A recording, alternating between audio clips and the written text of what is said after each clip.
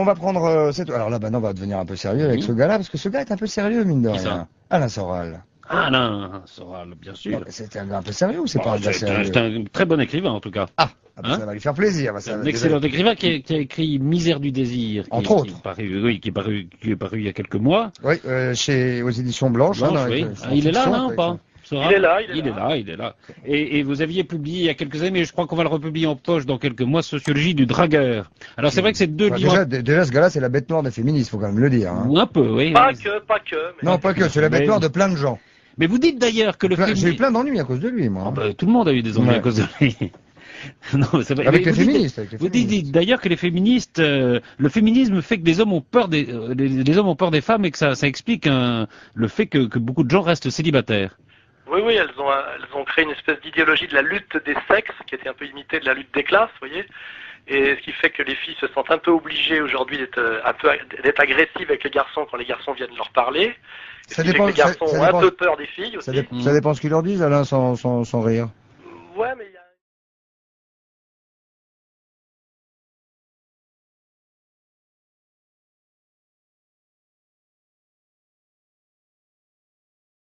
Ça dépend ce qu'ils leur disent, Alain, sans rire. Ouais, mais il y a une espèce... La mode maintenant pour une fille, si elle veut avoir l'air respectable, c'est d'être un peu dur quand un garçon lui parle. Il faut aller très très loin maintenant dans les campagnes ou à l'étranger, dans les pays en voie de développement, pour voir des filles souriantes, vous voyez. Et c'est vrai que ça a une conséquence, c'est que les garçons ont un peu peur des filles et se rabattent sur la PlayStation, qui a fait beaucoup de tort aussi, la PlayStation là. Et les filles ont beau faire de la gymnastique toute la journée et être de plus en plus belles, se disent ben les hommes ne viennent plus nous voir. Mais c'est vrai que le féminisme a eu un rôle. Parce que moi je me rappelle quand j'ai publié Sociologie du dragueur, j'ai eu beaucoup d'articles agressifs en disant c'est ignoble le dragueur. Vous racontiez que vous avez eu 700 conquêtes. Non, c'était le panel représentatif pour faire de la sociologie quantitative. Hein. C'était pas du tout pour me vanter. Oui, bah d'accord. Bon, c'était sondé en fait. En fait, le mot était mal choisi. Ça tombe bien parce qu'on n'y croit pas. C'était mal choisi, c'était sondé. Mais, enfin, vous savez ce que disait Coluche sur les sondés, hein? Non, non. Ben, je le dirai pas là parce que c'est un petit peu grossier en l'occurrence, mais allez-y. Sondé non plus. Et donc, je pense qu'il y a le célibat volontaire aujourd'hui parce que on va dire le chauffage au gaz et les surgelés font qu'aujourd'hui on n'est plus obligé absolument de se mettre en couple pour affronter la vie comme au 19e siècle où il fallait que l'homme aille couper le bois pour faire le chauffage, la femme faisait la soupe, ça prenait 2 heures. C'est vrai qu'aujourd'hui on peut être seul, mais il y a aussi des gens qui n'arrivent pas à sortir de la solitude. Il y a ces deux aspects.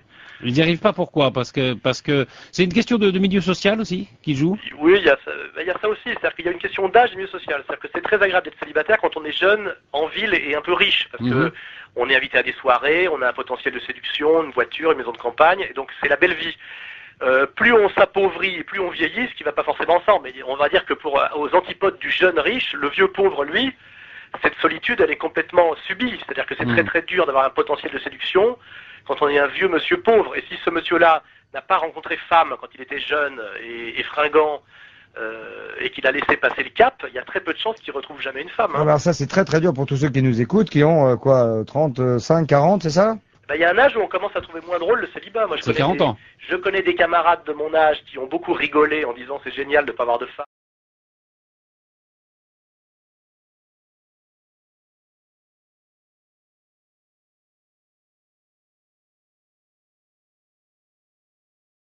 Je connais des camarades de mon âge qui ont beaucoup rigolé en disant c'est génial de ne pas avoir de femmes, on peut avoir toutes les femmes. C'est-à-dire quand ils avaient 30 ans, et à 45 ans, ils commencent à avoir un peu peur. Et vous parlez avec des mecs là, vous pensez aux femmes de temps en temps ou pas? Parce que... femmes,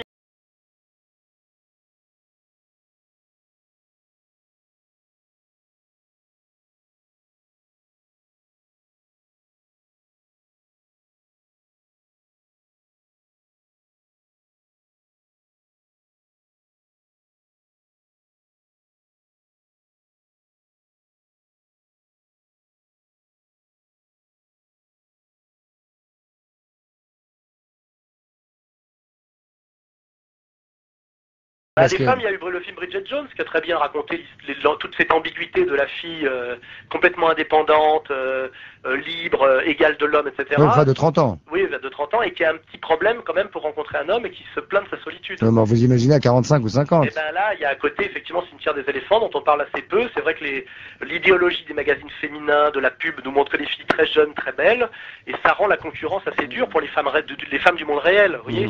Et c'est vrai que dans le temps, on épousait une femme, c'était sa compagne, c'était un peu une petite entreprise, un couple, et que la personne avec qui vit avec vous vieillisse un peu, c'était pas si grave, parce qu'il y avait d'autres valeurs, il y avait l'amour, il y avait la complicité, il y avait aussi le fait d'avoir acheté une maison ensemble, un appartement ensemble, d'avoir des enfants à éduquer ensemble, et tout ça faisait que la passion était presque secondaire dans le couple. Aujourd'hui, on a tellement mis en avant la passion comme seule légitimité du couple, que soit les couples durent très peu de temps, soit on cherche toujours le prince charmant ou l'idéal féminin avec les modèles inégalables, avec Claudia Choufleur ou Noémie Campbell, etc. Ce qui fait qu'effectivement, cette mise en scène incroyable du désir par la société crée paradoxalement beaucoup de frustration et beaucoup de problèmes dans la réalisation réelle du désir.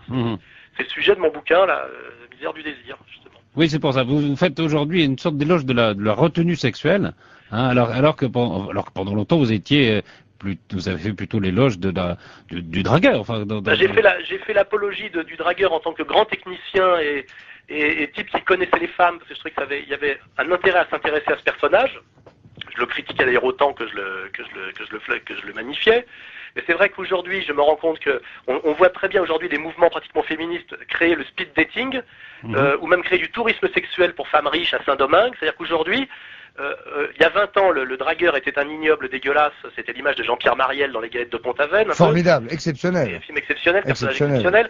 Et aujourd'hui, les féministes sont presque se dire on va se cotiser pour se payer des dragueurs, enfin genre même aller à des spectacles de Chippendale, parce qu'elles disent souvent il n'y a plus d'hommes, les hommes ne nous regardent plus, on leur fait peur. Il y a certaines féministes qui font peur, on va pas donner de nom. Ah oui, on va pas donner de nom, mais c'est vrai qu'elles y sont parvenues à force de répéter que les hommes avaient peur des femmes. Je pense que c'était pas vrai au début, ça a fini par le devenir, vous voyez. Ouais. Et effectivement, il y a beaucoup de solitude. Et alors aujourd'hui, vous en êtes où, vous, Monsieur Soral? Moi, marié à l'église depuis 10 ans. Ah oui, très bien. Oui, il est marié. Oui, j'ai su me retirer du. D'ailleurs, j'ai offert le livre du dragueur à ma femme, je l'ai écrit. À votre femme et à 2 ou 3 autres, hein? Comment? À votre femme et à 2 ou 3 autres. Je l'ai écrit comme cadeau de mariage, parce qu'un dragueur qui s'affirme dragueur, par définition, sort du métier, vous voyez. Donc, dès lors que j'ai exceptionnalisé du dragueur, j'ai arrêté. Très bien. Des phrases très jolies, du genre le string est l'avenir de l'homme, je crois. Enfin, le string est l'avenir de... La femme en string est l'avenir de l'homme. La femme en string est l'avenir de l'homme. C'est pas de lui, c'est de vous, ça? Oui, c'est dans mon livre. Oui, bien sûr, c'est de lui, oui, c'est dans le livre. Oui, il y a des formules très très jolies. Après, on peut être d'accord ou pas d'accord avec vous, peu importe, c'est de toute façon excellemment écrit. Oui, alors, tout ce qui compte, c'est l'argumentation. Je dis pas qu'on soit d'accord, je demande qu'on respecte la qualité de l'argumentation. L'argumentation est bonne. Vous racontez aussi des blagues d'un goût douteux sur, par exemple, le groupe Noir Désir qui a désiré changer de nom, qui maintenant s'appelle Supertramp, enfin bon, oui, mais ça n'est pas de moi, mais comme elle traîne dans les bistrots, c'était pour introduire le chapitre effectivement sur la violence en couple, qui existe aussi, et que je voulais traiter avec un peu plus de recul que certains canards qui, au moment du drame, se sont mis à écrire des choses genre les femmes ont peur, et qui a conduit à ce qu'on brûle la maison de Quentin, de sa femme et de ses enfants. C'est-à-dire qu'à un moment donné, il faut faire attention, quand on sait par exemple qu'il y a 6 femmes tuées par mois, ça fait 72 femmes par an, il faut savoir que je crois que se briser le col du fémur en salle de bain, c'est 16 000 morts ou des choses comme ça. C'est-à-dire oui, mais enfin, non, on peut pas comparer, on peut pas. Non, mais je veux dire que c'est pas une affaire statistique. Non, mais même une femme battue ne vaut pas 700 000 cols du fémur. Il y a pas de phénomène social de masse des hommes qui battent leurs femmes. Il était bien qu'on en parle aussi parce que ce sont des choses tues. Oui, des choses qu'on ne sait pas. Voilà, c'est des choses dont on ne parle pas. Sur une population de 60 millions d'habitants, qu'il y ait 6 femmes par mois qui sont tuées. Mais c'est trop. Non, mais c'est trop. C'est 6 de trop. Laisse tomber. Mais c'est quand même, il y a très peu de c'est 6 de trop. femmes, quoi. C'est ça qu'il faut rappeler. D'accord. Alain Soral, ça c'est votre côté. Ça fait partie du Alain Soral, ça. Oui, qui est pas forcément le plus agréable d'ailleurs, de ce petit côté-là. Les femmes ne sont pas en danger de mort, c'est ça que je voulais dire. Ah, tout, mais il y en a, et il suffit qu'il y en ait une pour que ça soit grave. Merci Alain Soral, en tout cas. Oui, enfin.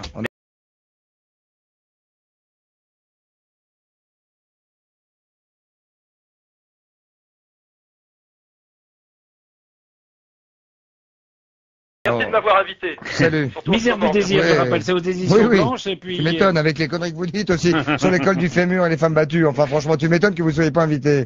Ah oui, il y a des vérités difficiles à dire. Mais non, c'est pas une vérité, enfin. Mais non, enfin, c'est de la provocation. Bon, allez. Mais c'est très